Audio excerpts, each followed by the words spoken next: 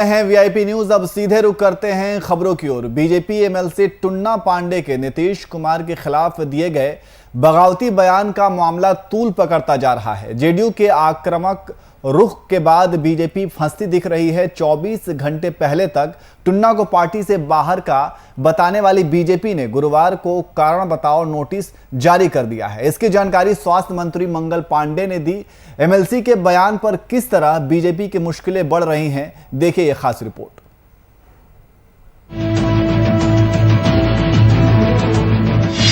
JDU BJP में बढ़ी तल्खी। CM Nitish पर शराब घोटाले का आरोप। बीजेपी एमएलसी बोले सीएम को जेल भिजवा कर मानूंगा।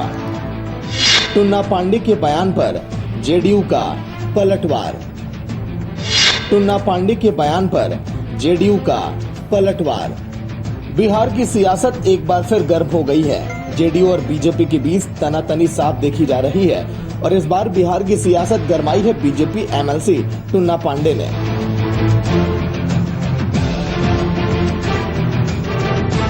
टुन्ना पांडे विवादित बयान देकर बुरे फंस गए। फंसना क्या, उनका तो कहना है उन्हें किसी से डर ही नहीं लगता। जो सच्चाई है वो बोलेंगे जरूर, मगर सच्चाई क्या है ये सुनकर आप भी दंग रह जाएंगे। बीजेपी एमएलसी टुन्ना पांडे ने सीएम नीतीश को घोटालेबाज कहा है और तो और जेल भेजने तक का दावा किया। इसके साथ ही उन्होंने ये भी कहा कि वो बहुत जल्द नीतीश कुमार की पोल खोलने वाले हैं, जिससे नीतीश कुमार के पैर के नीचे से जमीन खिसक जाएगी। स्थितियों के ही मुख्यमंत्री हैं नीतीश कुमार। पिछले बार वो 2 नंबर की पार्टी थे, वो मुख्यमंत्री बन गए। इस बार 3 नंबर में ढेला गए और तभी भी मुख्यमंत्री बन गए। वो पिछले जन्म के तो भाग्यशाली हैं, वो परिस्थितियों के तो मुख्यमंत्री है ना जी। मुख्यमंत्री बनने लायक हैं, न चुनाव लड़े हैं, न चुनाव जीते हैं और 3 नंबर की पार्टी है, फिर भी मुख्यमंत्री है। सब लोग उन्हीं को नेता मानता है। अब इससे बड़ा विडंबना और क्या होगा। घोटाला हुआ है दारू वाला। आपसे बोले ना, आप लोग बोले कि नीतीश कुमार क्यों पर्सनल हमलावर रहते हैं आप। हम बोले कि हम व्यक्तिगत उनसे हमलावर रहते हैं उनके नीतियों से, जो उन्होंने शराब के साथ कांड किया। शराब कांड कोई खोलवे नहीं करता है, हम खोलेंगे। थोड़ा अभी है ना, माननीय है, अभी थोड़ा हमको चुनाव लड़ना नहीं है। हमको चुनाव पहले ही कह चुके हैं कि साहबुद्दीन साहब के परिवार के लोग जब तक चुनाव नहीं, सदन में नहीं जाएगा, हम चुनाव जिंदगी में नहीं लड़ेंगे। हमको थोड़ा बैठने दीजिए। जब तक साहबुद्दीन साहब के परिवार का कोई व्यक्ति सदन में नहीं जाएगा तब तक हम चुनाव भी नहीं लड़ेंगे। वहीं टुन्ना पांडे के बयान पर बीजेपी ने कड़ी आपत्ति जताई है। बीजेपी ने नोटिस जारी करते हुए टुन्ना से स्पष्टीकरण मांगा है। साथ ही टुन्ना पांडे के दिए गए बयान पर जेडीयू प्रवक्ता ने पलटवार भी किया, या यूं कहें कि केवल पलटवार ही नहीं बल्कि साफ साफ धमकी दे दी। जेडीयू प्रवक्ता संजय सिंह ने कहा है कि जो भी नीतीश कुमार के खिलाफ बोलेगा उसकी उंगली काट ली जाएगी। ये यहाँ बिहार में एनडीए की सरकार है, एनडीए के नेता नीतीश कुमार जी। टुन्ना पांडे जी भारतीय जनता पार्टी से एमएलसी है। टुन्ना पांडे जी नहीं, और कुछ लोग लगातार हमारा नेता नीतीश कुमार जी को हमला बोलते हैं। टुन्ना पांडे जी तो खैर एक्सीडेंटल एमएलसी हो गए, वो तो शराब व्यवसायी थे, लोग जानता है। और इनका भाई कहाँ से एमएलए सब लोग को मालूम है, राष्ट्रीय जनता दल के एमएलए। पूरे चुनाव में, विधानसभा के चुनाव में एनडीए के कैंडिडेट के खिलाफ वो काम करने का काम किया। बहरहाल टुन्ना पांडे के विवादित बयान ने जेडीयू और बीजेपी के बीच तल्खी बढ़ा दी और आगे ये तल्खी क्या रूप लेती है ये देखना होगा। साथ ही ये भी देखना होगा कि टुन्ना पांडे आगे ऐसा क्या खुलासा करते हैं जिससे नीतीश के पैरों तले जमीन खिसक जाएगी। Bureau report, VIP news.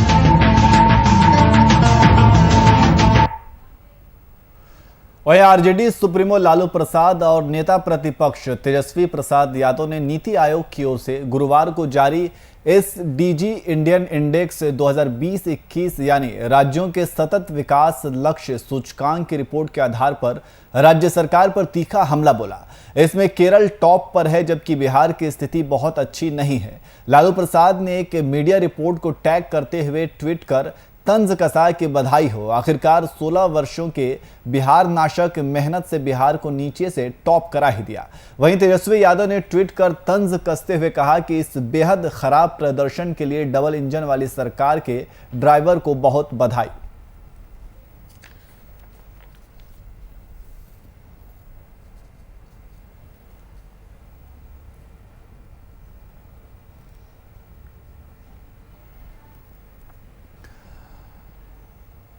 वहीं झारखंड में कोविड टीकाकरण की सुस्त प्रक्रिया को रफ्तार देने के लिए आज से वीकेंड महा टीकाकरण अभियान की शुरुआत की जा रही है। इसके तहत शुक्रवार, शनिवार और रविवार को हर दिन 1.5 लाख लोगों को टीका देने का लक्ष्य निर्धारित किया गया है। यानी एक वीकेंड में 4.5 लाख लोगों को टीका देने का लक्ष्य निर्धारित किया गया है। फिलहाल यह अभियान जून तक चलेगा। इस संबंध में राज्य के सभी डीसी को अपर मुख्य सचिव की तरफ से आदेश भेज दिया गया है। आदेश के मुताबिक हर जिले को एक लक्ष्य निर्धारित किया गया है। बता दें कि राज्य में 18+ वालों के लिए टीके की किल्लत को देखते हुए इस महा अभियान में 45+ वालों को प्राथमिकता दी जाएगी।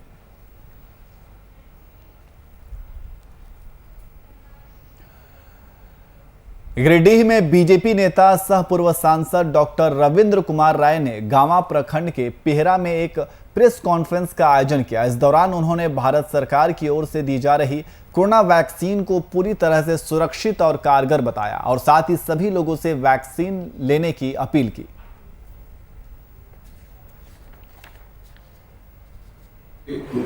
दुखद घटना है। आज मैं पिहरा आया हूँ। हमारे भारतीय जनता पार्टी के वरिष्ठ इस क्षेत्र के कार्यकर्ता, पूर्व मंडल अध्यक्ष और मेरे प्रतिनिधि भी रहे हैं, श्री सौदागर साहब जी, जो अपने बेटे के शादी के लिए बारात में जा रहे थे। रास्ते में कुछ असामाजिक तत्वों ने और योजनाबद्ध तरीके से उनके ऊपर हमला किया, मारपीट किया, छिनतई हुई। दुखद इस बात की हुई कि उस परिवार में कि कुछ महिलाओं के साथ भी बदतमीजी की गई और मैं समझता हूँ ये कुछ असामाजिक मानसिकता के जो लोग हैं उनके द्वारा इस प्रकार की घटनाएं गांवा प्रखंड के समाज जीवन को कलंकित करता है और यहाँ की सामाजिक सौहार्द को भी बाधित करने का काम करता है।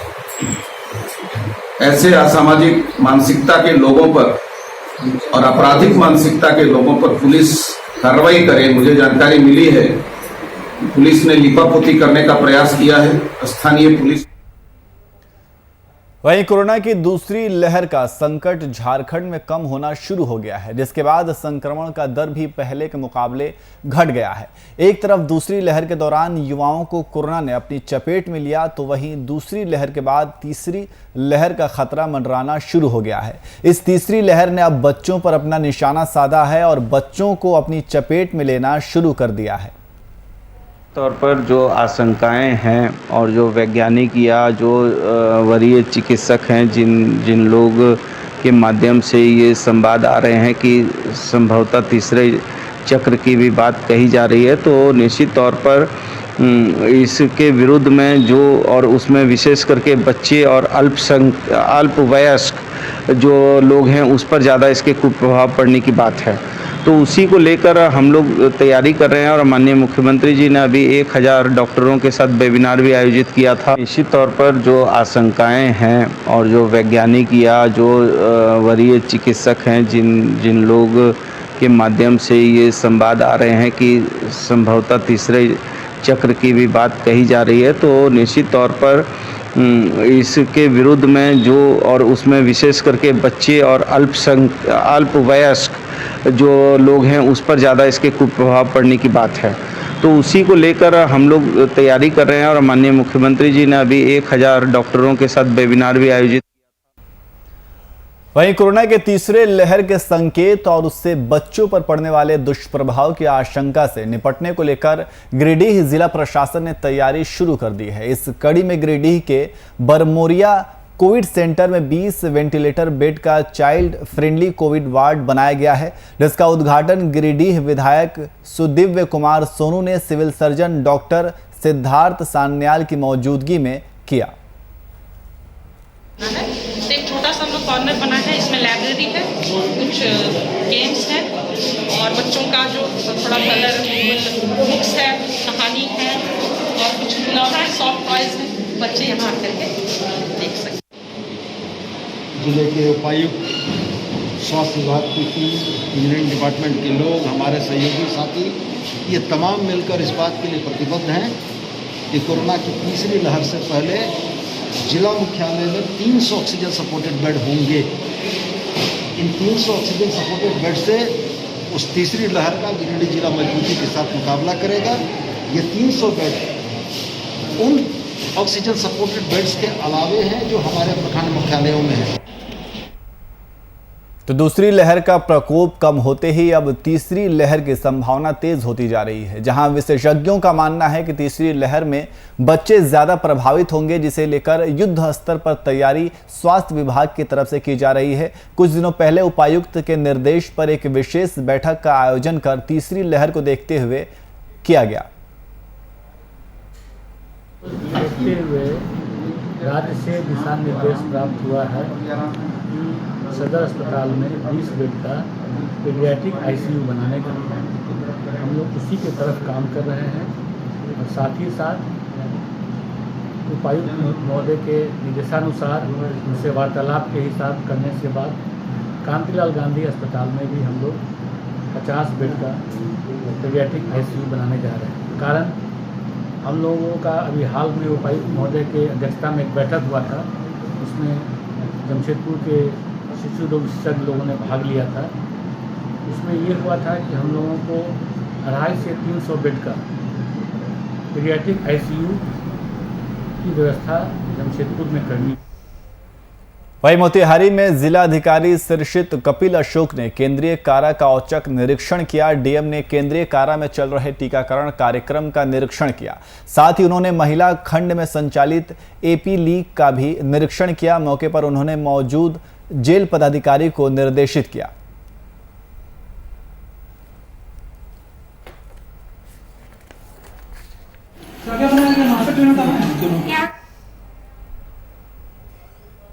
मधुबनी जिले में ग्रामीण प्रशासन की अनदेखी के कारण आज भी बेबस जीवन जीने को लाचार हैं। मधवापुर ब्लॉक में यास तूफान के दौरान हुई बारिश के कारण कई गांवों में जल जमाव हो गया है। ऐसे में आवागमन के लिए पक्के पुल के अभाव में ग्रामीणों की जान जोखिम पर बन आई है। कठिनाई होती है स्कूल से आने से लिए, बहुत प्रकार की दिक्कत होती है। इसके लिए मैंने वहाँ जो पुल है वहाँ पर सब ग्रामीण लोग ने चंदा इकट्ठा कर हम लोग सब पुल बनाए हैं। और यहाँ से कोई नहीं, मुखिया सांसद को फ़ोन किए, कोई नहीं आया है। बोल रहा है डूब रहा है तो डूबने दो, सो बोल रहा था। इमरजेंसी भेली तो जाए के रास्ते पूरा बंद है। थोड़ा सा बारिश भेली तो यहाँ जाना आना बंद रही है, तो वही के लिए ये सब है। कब से ऐसा है? ये अंग्रेजे के जमाना के बने, हमरा सबको होशवास नहीं रहती है कि हम सब। और कोई दूसरा रास्ता नहीं है? नहीं, कोई दूसरा रास्ता। क्या नाम है? शिवजी मंडल। वहीं बिहार में अपराधियों का आतंक थमने का नाम नहीं ले रहा है। अपराधी एक के बाद एक आपराधिक घटनाओं को अंजाम दे रहे हैं। ताजा मामला कटिहार जिले के आजमनगर थाना क्षेत्र का है, जहां अज्ञात अपराधियों ने किराना व्यवसायी को गोली मार दी। कितना लोग से कोई दुश्मनी नहीं ना। अच्छा, कितना लोग से था? बहुत आदमी सब लेडीज सब बात में हल्ला हो गया ना। अपराधी जो थे कितना लोग थे? वो लोग अपराधी जो थे कितना आदमी थे? मतलब 2 आदमी था मोट में। अच्छा, हाथ में कौन बंदूक था क्या? वो पॉकेट से निकाला, छोटा बंदूक। अच्छा, पॉकेट से निकाला वो लोग। अच्छा, वो आपके साथ मारपीट भी किया गोली मारने के बाद? नहीं ना, कुछ नहीं किया, भागने का दिशा नहीं पाया वो लोग ना। अच्छा, हम जाकर पकड़ लिए, हम तो गाड़ी में यहाँ से कम चौक तक हम गए। हम उसके पीछे पकड़ के चढ़ गाड़ी में चढ़ के ऐसे पकड़े, सारा मारा हमको, तब लात मारा, सब हम नीचे उतरे ना। बंदूक भी यहाँ में गोली लग गया ना, इधर लग गया पूरा। कितना घटी है, क्या पोजीशन है? पोजीशन तो अभी हम देखे हैं, जो इंजोर्ड हैं, गोली साइड से निकल गया है, गाड़ी से बात खतरा से बाहर हैं। 2 लड़का आया था मोटरसाइकिल से, जो अंजाम दिया है, उसको हम आइडेंटिफाई कर रहे हैं। देख रहे हैं कि इसका पीछे क्या जैसी है, कारण हो सकता है। उनके नाती से भी हम लोग बात किए हैं, उनके दिमाग से विवाद चल रहा है, उस भी हम जाँच कर रहे हैं। वहीं दुमका जिला प्रशासन कोरोना संक्रमण से बचने के लिए गांव में लोगों को कोविड-19 वैक्सीन लेने के लिए प्रेरित कर रही है। वहीं सुदूर ग्रामीण क्षेत्र में लोगों को वैक्सीन के प्रति जागरूक कर वैक्सीन लेने के लिए विशेष शिविर का आयोजन भी किया गया है। आज हम लोग मेहंदीपुर पंचायत रानीसर ब्लॉक में आए हुए हैं। यहाँ पे ब्लॉक के द्वारा टीका का शिविर लगाया गया है। ऑलरेडी 40 लोग यहाँ पे टीका लिए हैं और ये सभी 45 वर्ष से अधिक हैं। पूर्व में ये लोग नहीं लिए थे, इनके मन में डर था कि टीका लेने से कुछ नकारात्मक उसका इफेक्ट रहता है, बुखार चढ़ता है, बीमारी होता है, लेकिन अब ये डर उनके मन में दूर हो चुका है क्योंकि वो देख रहे हैं कि जो भी टीका लिए हैं वो कोरोना महामारी से और ज़्यादा सुरक्षित है। वहीं जेएमएम ने बीजेपी विधायक दल के नेता बाबूलाल मरांडी और बीजेपी नेताओं पर कई गंभीर आरोप लगाए हैं। पार्टी महासचिव सुप्रियो भट्टाचार्य ने राजधानी रांची में एक प्रेस कॉन्फ्रेंस का आयोजन कर बाबूलाल मरांडी को घेरे में लिया। सुप्रियो भट्टाचार्य ने क्या कुछ कहा, सुनिए। सरकार रघुवर दास जी की थी कि उनका जो मकान बना हुआ है वो मकान एसपीटी सप्लीमेंट्री प्रोविजन एक्ट 1949 के धारा 20 एवं 42 का उल्लंघन करके मकान बना हुआ। ये उपायुक्त पाकुड़ ने अपने अंतिम निर्णय पे लिखा है कि उस मकान को यथाशीघ्र ध्वस्त किया जाए।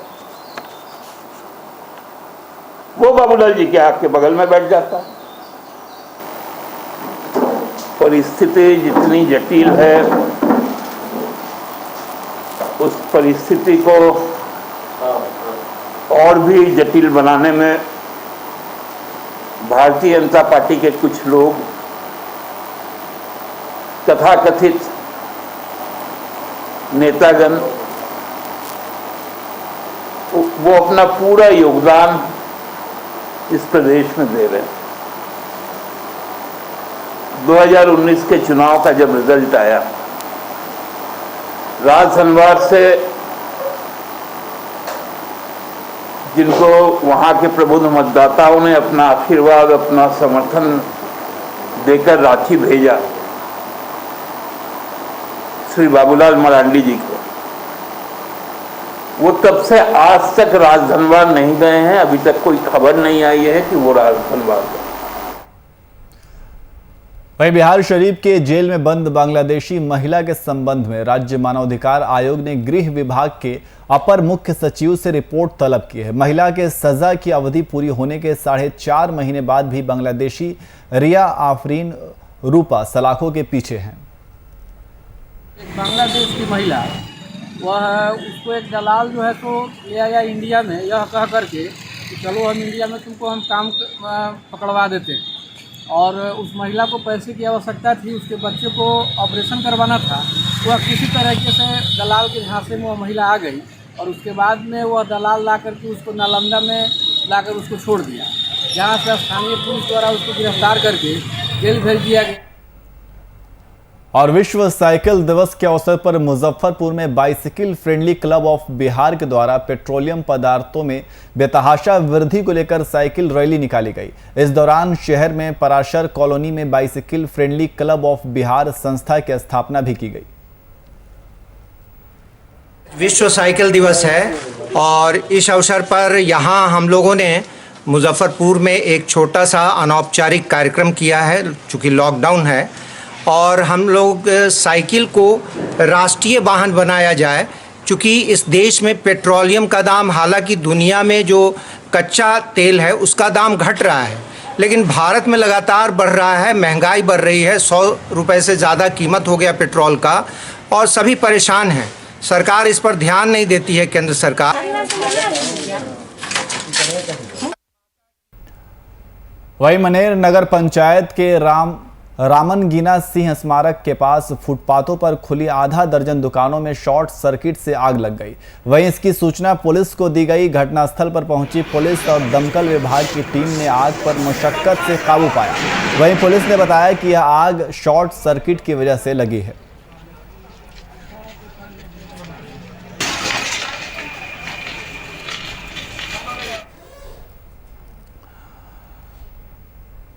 भागलपुर नगर निगम में सफाई कर्मचारियों ने अपनी 5 सूत्रीय मांगों को लेकर प्रदर्शन किया। यह प्रदर्शन बिहार राज्य स्थानीय निकाय कर्मचारी महासंघ एकटू के बैनर तले किया गया, जिसमें कई सफाई कर्मी मौजूद रहे। इस दौरान सभी ने अपनी मांगों के समर्थन में नारेबाजी की और साथ ही मांग नहीं माने जाने पर आंदोलनात्मक कदम उठाने की बात कही।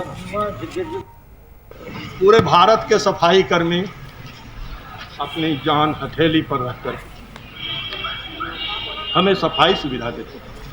पूरे कचरों के अंबार में वो हाथ से भी कभी सफाई करते हैं, लेकिन इन कर्मियों को न तो ग्लव्स मिलता है, न मास्क मिलता है, न सैनिटाइजर मिलती है। ये तो छोटी बात हुई, और बहुत बड़ी बातें हैं कि कोरोना से संक्रमित होने पर उन्हें सही ढंग से उपचार भी नहीं मिल पाता है। तो इसलिए हमारे अखिल भारतीय महासंघ की ओर से ये मांग दिया गया है, जो 5 सूत्री मांग है कि सभी फ्रंटलाइन कर्मियों को अनिवार्य रूप से मुफ्त में टीकाकरण की जाए। वहीं औरंगाबाद में नाबालिग की हत्या का मामला सामने आया है। घटना बीते दिन दाऊद नगर थाना क्षेत्र के बसन बिगहा गांव की है, जहां झोपड़ियों के बीच शव बरामद किया गया। जानकारी के अनुसार मृतक के काफी देर तक घर नहीं लौटने के बाद परिजनों ने खोजबीन शुरू की। ये एक बाबू अम्मा नाम है, बसन बिगहा एक छोटा सा टोला है। वहाँ का जो एक अमित कुमार नाम का जो 15 वर्षीय जो लड़का है, वो आज दिन में सुबह 11 बजे अपने घर से निकला और फिर जो है 2 बजे उन लोगों को सूचना मिला कि एक लड़का का जो है शव जो है रोड पे पड़ा हुआ है। उनके घर से करीब 2-2.5 किलोमीटर के दूर पे डेड बॉडी मिला है। इस सूचना का सत्यापन है तो वहाँ पे थाना प्रभारी अपने दल बल के साथ पहुँचा और वहाँ पे बॉडी को देखा और उसके परिजनों को खबर किया, और इसके बाद जो है वहाँ जहाँ पे इनका बॉडी पाया गया था वहाँ पे इसको जो है बारीकी से देखा गया और इसमें जो है अग्रतर अनुसंधान किया जा रहा है। अभी इनके परिजन के द्वारा जो वही भागलपुर के नवगछिया ब्लॉक के खगड़ा गांव स्थित आयुर्वेद अस्पताल की मरम्मत का काम शुरू हो गया। जिला परिषद की हुई ऑनलाइन बैठक में खगड़ा आयुर्वेद अस्पताल के मरम्मत का प्रस्ताव नवगछिया जिला परिषद सदस्य ने रखा, जिसके बाद इस प्रस्ताव की मंजूरी मिल गई। 95 तक इलाज हुआ है और उसके बाद जैसा ग्रामीणों से पता चला कि 2010 तक यहाँ पर केयर टेकर का भी के रूप में भी कर्मचारी प्रतिनियुक्त थे, काम करते थे। और यह आयुर्वेदिक अस्पताल नवगछिया अनुमंडल में एकमात्र इस खगड़ा में है जो नवगछिया प्रखंड के अंतर्गत पड़ता है। हम लोग ग्रामीणों के साथ साथ इस बार अपने स्तर से पूरी ताकत लगा के इसमें हम लोग चाहेंगे कि यह भवन भी नवनिर्मित हो और यहाँ पर आयुष चिकित्सक की नियुक्ति हो, और जो इसमें 4 नियुक्ति होनी है स्टाफ सहित वो हो। इसके लिए आज हम लोगों ने केंद्रीय राज्य मंत्री आदरणीय सुनी चौबे जी, माननीय पंचायती राज मंत्री सम्राट चौधरी जी से बात की। मैं आए तो देखे बहुत दिन से भी पड़ा हुआ है और इसको तो पहले कुछ दिन पहले ही खुल जाना चाहिए था, लेकिन किसी कारणवश ऐसा जो विलम्ब हुआ।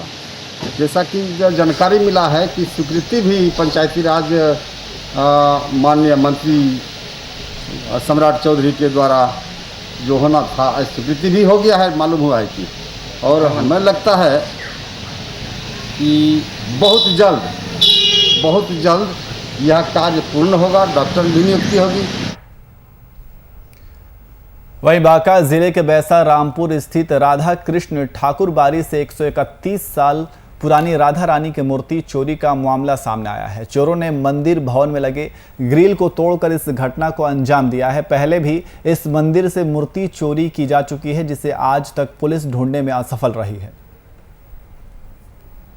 गांव की है। अच्छा, कैसे पता चला कि यहाँ चोरी हो गया? बाबा मलका केना देखल के मालिक बोले, मलकान बोले, कल कुछ जाने सकलिए ना तो भगवान और मूर्ति चोरी। एक पहला जो कृष्ण जी के मूर्ति इस ठाकुरबाड़ी में 3 बार वारदात हो चुकी। इसके पहले सबसे पहले चांदी की मुकुट वगैरह जो प्रतिमा के ऊपर आते थे वो सब चोरी हो चुकी थी। उसके बाद 14 अप्रैल 2015 में कृष्ण भगवान की चोरी हो चुकी, और 2 जून 2021 में जो राधा जी की रात्रि में चोरी हो चुकी है। इसके पहले 1981 में यहाँ पे एक डकैती केसेस भयंकर हुई थी, जिसमें काफ़ी लॉकर्स, 2 लॉकर्स जो आपने देखा वो टूट चुका था, और तभी ही विवादित के कारण इस रूम में ताला लगा हुआ है। इस रूम में 80। हाँ, क्या नाम है आपका? बिंदु शेखर है। कितने दिनों से पूजा कर रहे हैं यहाँ पर? अभी तो हम तो बहुत पहले भी किए थे और अभी पिताजी डेथ करने के बाद हम ही कर रहे हैं। 6 साल बीच में छुटा था पिताजी। फिर भी कितने दिनों से कर रहे हैं? अभी तो हमको ये लगातार मान लीजिए कि 1.5 साल से 2 साल। इसके पहले आपके पिताजी कर रहे थे? हाँ, उससे पहले हमारे पिताजी कर रहे थे। पिताजी डेथ किए तो फिर साल भर हम लोग कोई नहीं किए थे, कोई और पुजारी था बीच में। उसके बाद फिर से हम भी गए। कैसे जानकारी हुई कि मूर्ति चोरी हो गई? ये लॉकर देख लो। ये लॉकर आप देख पा रहे हैं कि जो सबसे पुराना लॉकर है, जो पुराने समय में ये डकैतों के द्वारा तोड़ा गया था और अभी तक ये उसी हिसाब से पड़ा हुआ है, जो कि देखने के बाद भी अनुमान लगता है, लगाया जा सकता है कितना पुराना है ये लॉकर। जो कि देखने के बाद भी आप अनुमान लगा सकते हैं ये कितना पुराना लॉकर है।